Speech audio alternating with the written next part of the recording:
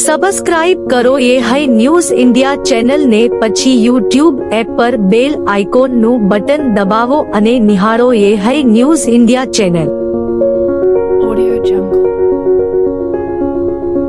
સમગ્ર ગુજરાતના ક્ષત્રિય સમાજની બહેન બેટી વિશે રાજકોટ ખાતે પુરુષોત્તમ રૂપાલાએ અભદ્ર ભાષાનો પ્રયોગ કરવામાં આવ્યો હતો, જેમાં રાજકોટ ખાતે આવેલ રતનપર ગામે લાખોની સંખ્યામાં રાજપૂત સમાજના ભગવા ધ્વજ નીચે એકઠા થયા હતા અને રૂપાલાની ટિકિટ રદ કરવાની માગણી કરી હતી.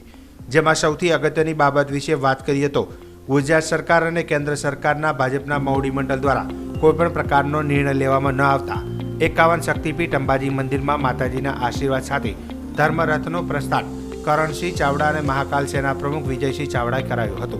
જેમાં હવે ધર્મરથ બનાસકાંઠા જિલ્લાના જુદા જુદા તાલુકા અને ગ્રામ્ય વિસ્તારોમાં પરિભ્રમણ કરી રહ્યો છે. ત્યારે હવે મુડેઠાથી ગણેશપુરાથી કાંકરેજ તાલુકાના અરણીવાડા, બુકોલી, ઉમરી, કંબોઈ, રાનેર, મુખ્ય મથક શિયોરી ખાતે આવેલ ગૌમાતા મંદિર ખાતે ગૌમાતાના આશીર્વાદ લઈને વડા ખાતે દરબારગઢ કચેરીમાં પહોંચ્યો હતો. ત્યારે રાજપૂત સમાજની દીકરીઓએ સામૈયા કરીને મહેમાનોને કુમકુમ તિલક કરી સ્વાગત કર્યું હતું. જેમાં કાંકરેજ તાલુકાના રાજપૂત સમાજના યુવાનો, વડીલો સહિત મહિલાઓ અને બાળકો જોગવાયા મંદિર ખાતે સભામાં હાજર રહીને ભાજપ વિરુદ્ધ મતદાન કરવા માટે કટિબદ્ધતા દાખવી હતી.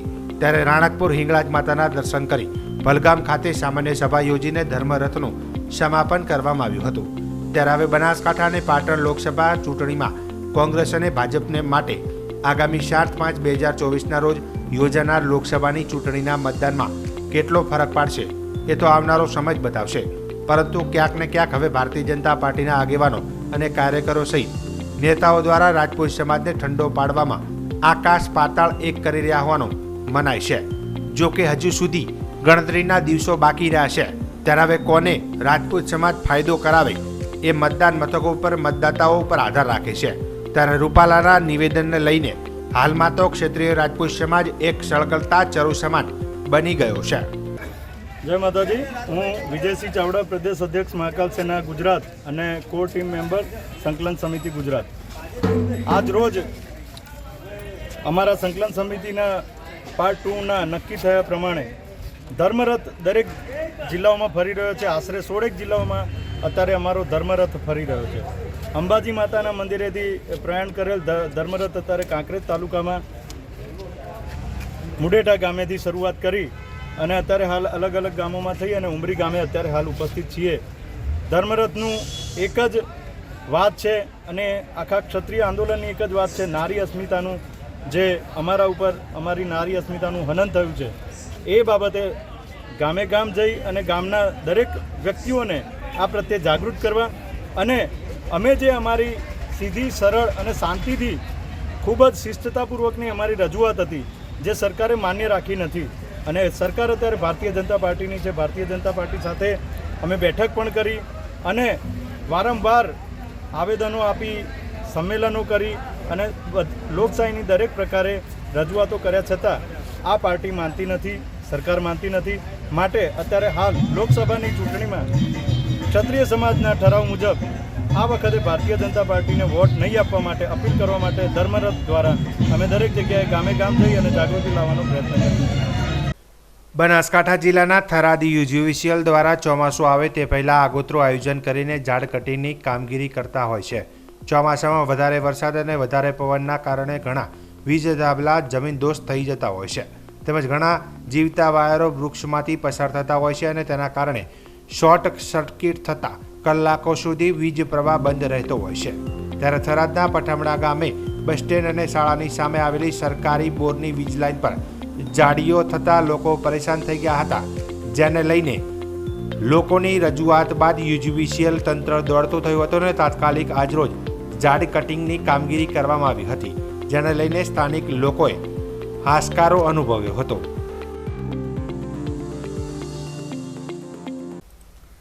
બનાસકાંઠા લોકસભા ચૂંટણીના પ્રચાર માધ્યમમાં ગણતરીના દિવસો બાકી રહ્યા છે. ત્યારે ભાજપ બનાસકાંઠા લોકસભા સીટ કબજે કરવા માટે એડી ચોટીનો પ્રચાર દ્વારા જોર લગાવી રહ્યું છે અને પ્રચાર પ્રસાર વેગ બનતો જોવા મળી રહ્યો છે.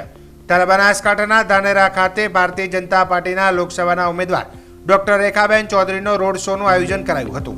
જે સવારે 8 વાગે થાવર હેલીપેડથી રોડ શોની શરૂઆત કરવામાં આવી હતી. એમાં વિશાળ જનમેદની જોવા મળી હતી. અને મોટી સંખ્યામાં બાઇક સવારો કાર્યકર ભાઈઓ સાથે મોટી કતારો જોવા મળી હતી અને ધાનેરા તાલુકાના ગામડાઓમાંથી મોટી સંખ્યામાં લોકો વાહનો સાથે જોવા મળ્યા હતા. આમ રોડ શો થાવર હેલીપેડથી ધાનેરા આશાપુરી મંદિર, નગરપાલિકા ચોક, ગંજ બજાર રોડ, જૂના બસ સ્ટેન્ડથી નેનાવા 3 રસ્તા કાર્યાલય પહોંચી હતી.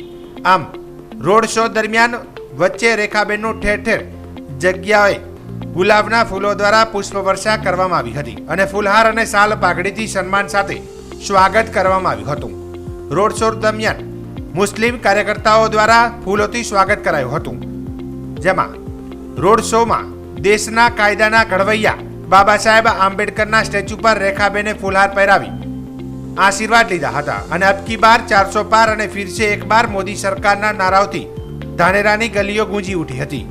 આ પ્રસંગે બનાસકાંઠા જિલ્લા અધ્યક્ષ કીર્તિસિંહ વાઘેલા, ધાનેરાના ધારાસભ્ય માવજીભાઈ દેસાઈ, ધાનેરા વિધાનસભા સંચાલક ભગવાનદાસ પટેલ, અગ્રણી વસંતભાઈ પુરોહિત, પ્રેમાભાઈ પટેલ, પન્નાભાઈ પ્રજાપતિ, ધાનેરા શહેર પ્રમુખ તરુણભાઈ મોદી, મંત્રી રાજુભાઈ ત્રિવેદી તથા જેબી રાજપૂત, એપીએમસીના ચેરમેન વિરલભાઈ પટેલ તેમજ તાલુકાના અનેક ભાજપના પદાધિકારીઓ, મહિલા મોરચાના પદાધિકારી બહેનો તેમજ મોટી સંખ્યામાં કાર્યકર્તા ભાઈ બહેનો હાજર રહ્યા હતા.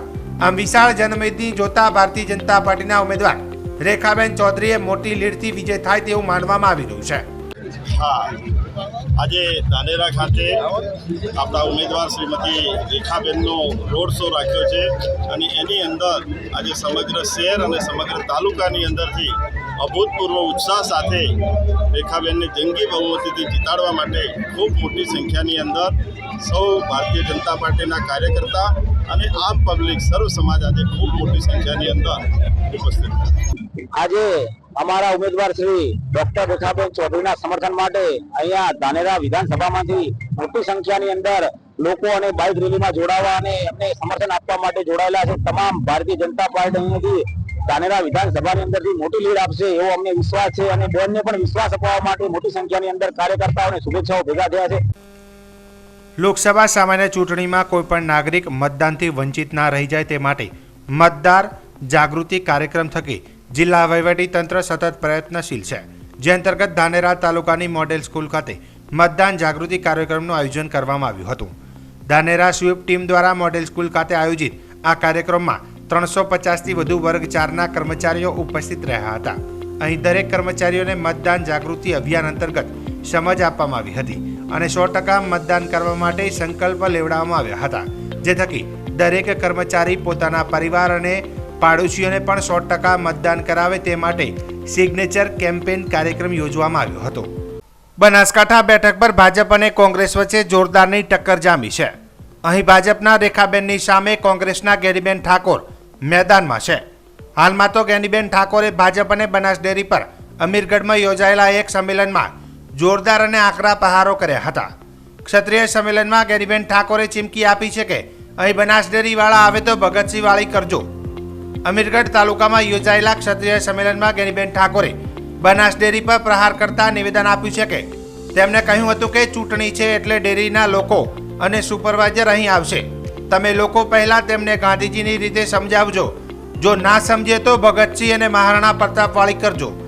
ગેનીબેને ભાજપ અને બનાસ ડેરી મુદ્દે કહ્યું કે ભાજપ પાસે હવે ખોટું કર્યા સિવાય કોઈ રસ્તો નથી બચ્યો. તે લોકો મતદાનના દિવસે મોક પોલિંગમાં 50-50 મત નાખી દેશે. દરેક બૂથમાંથી ભાજપવાળા 50-50 મત નાખી 1 લાખની લીડ લેશે. કોંગ્રેસના એજન્ડોને આવું ન થાય તેનું ખાસ ધ્યાન રાખે. ઉલ્લેખનીય છે કે અમીરગઢ તાલુકાના ક્ષત્રિય સંમેલનમાં ગેનીબેનને ખુલ્લું સમર્થન મળ્યું છે.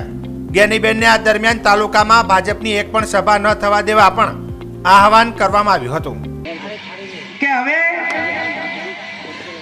અમીરગઢ તાલુકાને અને જે ગામોમાં જાગીરદાર સમાજ આવતો હોય એ ગામોનું રખોપું હવે અમારે કરવાનું રહેતું નથી. એમાં અમને એટલી નિરાશ થઈ ગઈ કે હવે તમે આ 4-5 દાડા, આજે મંગળવાર થયો ને આવતા મંગળવાર સુધી 7 કે 5 દાડા તમારે એનું રખોપું કરવાનું છે. અને ઓલા બેંક ને ડેરીયાવાળા ગામની અંદર સુપરવાઇઝરો કા બધા આવે ને તો થોડીક આપણી પરંપરા અને આપણા પેલા પ્રમાણે પેલા લાગણીથી પેલું ગાંધીજી વાળું આપણે બધા ગાંધીજીને માનવાવાળા, એટલે પેલું ગાંધીજી વાળું, અને પછી ના માને તો ભગતસિંહ કે મહારાણા પ્રતાપ એવું ક્યાં કરવું હોય ને તો આડકતી રીતે આપણે કોઈને કઈ કરવું નથી, કોઈ હિંસા નથી કરવી, પણ આપણી આંખ ઉપર એને ખબર પડી જવી જોઈએ કે આ ગામની અંદર હવે મારે પગ મૂકવાની જગ્યા નથી, ખાલી સામે જોવાનું, અને જોવાનો ઈશારો એક જાગીરદાર તરીકેનો હોય તો અહીંયા ઊભી પૂંછડીએ ના ભાગે તો મને તમે કહેજો, પણ આટલું કરવું પડશે, કેમ કે આ નફટ છે, અને નફટ લોકો હોય ને એને માન સન્માન જેવું કઈ હોય જ નહીં, અને માન સન્માનનું ના હોય ત્યારે ટીટ ફોર ટાટ, જેવા હાથે તેવા.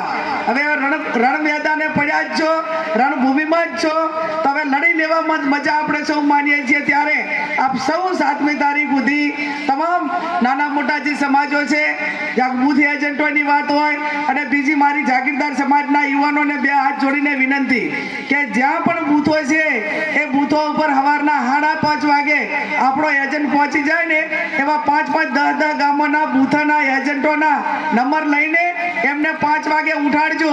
હવે આમની પાસે ખોટું કરવા સિવાય બીજું આ ચૂંટણી જીતવા માટે એમનો કોઈ પણ સ્કોપ વધ્યો નથી.